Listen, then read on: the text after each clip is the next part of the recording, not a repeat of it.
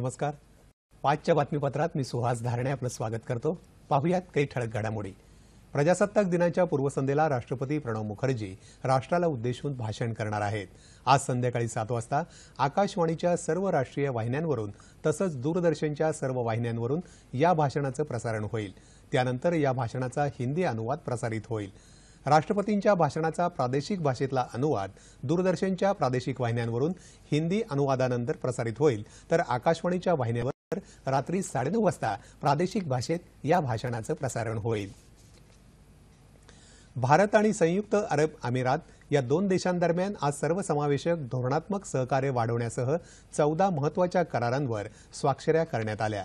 पंतप्रधान नरेंद्र मोदी आणि अबुधाबीचे राजपुत्र शेख मोहम्मद बिन जायद अल नाह्यान यांच्या उपस्थितीत संरक्षण, नौवहन, सागरी सहकार्य, सायबर सुरक्षा, वाणिज्य, पेट्रोलियम तसंच संरक्षण क्षेत्रातले करार करण्यात आले.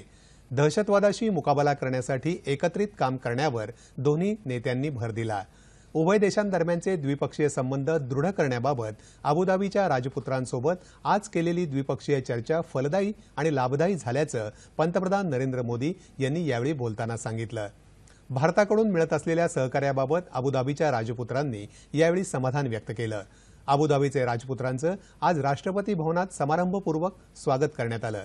त्यांनी राजघाट इथं जाऊन महात्मा गांधींच्या समाधीला पुष्पचक्र अर्पण केलं. उद्या नवी दिल्लीत होणाऱ्या प्रजासत्ताक दिनाच्या कार्यक्रमाला ते प्रमुख पाहुणे म्हणून उपस्थित राहणार आहेत.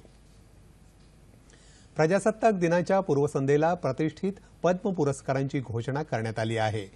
जिम्नॅस्टिकपटू दीपा कर्माकर, पॅराऑलिम्पिकमध्ये उत्कृष्ट कामगिरी करत पदक मिळवणाऱ्या मरियाप्पम थंगेवेलूसह प्रसिद्धीपासून दूर राहून उत्कृष्ट कार्य करणाऱ्या 20 जणांना आज पद्मश्री पुरस्कार जाहीर झाले.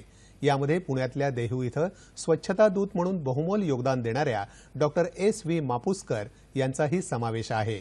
मापुसकर यांना हा पुरस्कार मरणोत्तर जाहीर झाला आहे. मापुसकर यांनी पुण्यात देहू इथं 50 वर्षांपूर्वी स्वच्छता अभियानाची सुरुवात केली.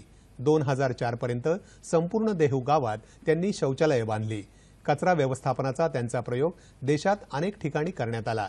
गेली अनेक वर्ष मापुसकरांनी स्वच्छतेच्या क्षेत्रात काम केलं.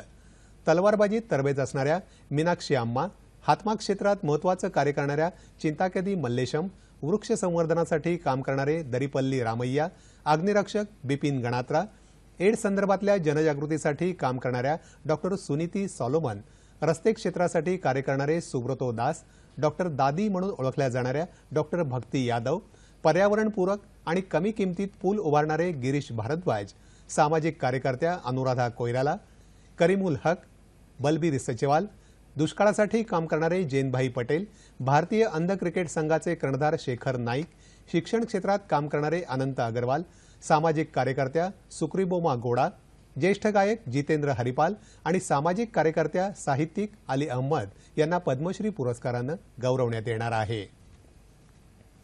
राजकीय पक्षांनी मतदारांकडे धर्म, जात, वंश, समुदाय किंवा भाषेच्या आधारावर मतं मागू नयेत असे निर्देश निवडणूक आयोगानं सर्व राजकीय पक्षांना दिले आहेत. अशा प्रकारे मतं मागणं हा सर्वोच्च न्यायालयाच्या निर्णयाचा भंग होऊ शकतो असं आयोगानं म्हटलं आहे. सर्व राष्ट्रीय आणि राज्य स्तरावरील राजकीय पक्षांच्या अध्यक्ष, सरचिटणीस, कार्यकारी अध्यक्ष, निमंत्रकांना निवडणूक आयोगानं अशा आशयाचं पत्र पाठवलं आहे. राजकीय पक्षांनी सर्व स्तरावरच्या कार्यकर्त्यांना तसंच उमेदवारांना तसे निर्देश द्यावेत. अशा प्रकारे मत मागणं हा आचारसंहितेचा भंग ठरू शकतो असंही निवडणूक आयोगानं म्हटलं आहे. राष्ट्रीय मतदार दिवसानिमित्त पंतप्रधान नरेंद्र मोदी यांनी आज देशवासियांना शुभेच्छा दिल्या आहेत. 18 वर्षावरील व्यक्तींना मतदार यादीत नोंदणी करण्याचं आवाहन पंतप्रधानांनी केलं आहे. निवडणुका हा लोकशाहीचा उत्सव असून जास्तीत जास्त मतदान करून मतदारांनी यात सामील व्हावं असं पंतप्रधानांनी म्हटलं आहे. नवी दिल्लीत आज राष्ट्रपती प्रणव मुखर्जी यांनी मतदार दिनाची शपथ दिली. राष्ट्रीय मतदार दिनानिमित्तानं राज्यातही विविध कार्यक्रमांचं आयोजन करण्यात आलं आहे.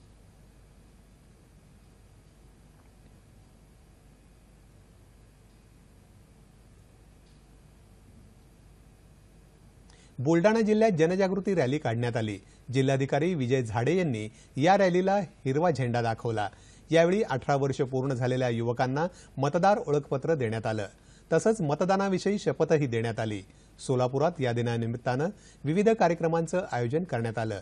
जिल्हाधिकारी रणजित कुमार यांच्या हस्ते महाविद्यालयीन रॅलीचं उद्घाटन झालं। शहरातल्या महाविद्यालयांमध्ये नवीन मतदारांची नोंदणी करण्यात आली। तसंच शहराच्या प्रमुख ठिकाणी मतदानासंदर्भातली पथनाट्यही सादर करण्यात आली। नांदेडमध्ये जिल्हाधिकारी कार्यालयापासून काढलेल्या मतदार युवा जनजागृती ज्योत रॅलीला जिल्हाधिकारी सुरेश काकानी यांनी हिरवा झेंडा दाखवला। पुण्यात संभाजी उद्यान इथं मतदार दिनाच्या निमित्तानं आनंद भाटे, अभिजित कुंटे आणि विकास काकतकर या संगीत क्षेत्रातल्या दिग्गजांनी नागरिकांना गुलाबाचं फूल देऊन मतदान करण्याचं आवाहन केलं। ठाणे महानगरपालिका हद्दीत लोकांना आवश्यक असणाऱ्या सोयीसुविधा देण्यासाठी नियोजित करण्यात आलेली अनेक कामं काँग्रेस आणि राष्ट्रवादीच्या आघाडी सरकारनं जाणून बुजून ठाण्याचे महापौर संजय मोरे आणि शिवसेनेचे जिल्हाप्रमुख नरेश म्हस्के यावेळी उपस्थित होते। पिण्याच्या पाण्याच्या सोयीसाठी नियोजित असलेलं शाही धरण, मेट्रो प्रकल्प, धोकादायक इमारतींच्या पुनर्वसनासाठीच्या क्लस्टर योजना तसंच डायगर इथला घनकचरा प्रकल्प आदी महत्त्वाची विकास कामं आघाडी सरकारनं रोखली असं यावेळी सांगण्यात आलं। याबरोबरच हे बातमीपत्र संपलं। पुन्हा भेटूयात संध्याकाळी 6:30 वाजता आपल्या सह्याद्री वाहिनीवर। नमस्कार।